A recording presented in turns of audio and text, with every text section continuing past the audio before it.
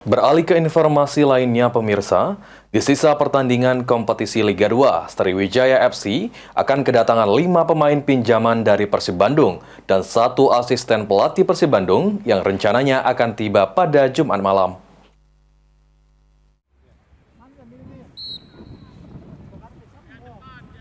Di sisa pertandingan kompetisi Liga 2 musim 2024-2025, Sriwijaya FC akan kedatangan 5 pemain dan 1 asisten pelatih Persib Bandung yang akan bergabung yang rencananya akan tiba di Palembang pada Jumat malam. Anggoro Prajesta, CEO Digi Sport Asia mengatakan, di sisa 15 pemain Sriwijaya FC saat ini, dengan bantuan pemain dari Persib Bandung dapat menambah kekuatan tim Sriwijaya FC untuk berlaga hadapi Bekasi FC pada hari Sabtu sore dan persiapan melakoni babak playoff degradasi. Nantinya pemain dari Persib Bandung akan dipinjam Sriwijaya FC hingga selesai melakoni babak playoff degradasi kompetisi Liga 2 musim 2024-2025.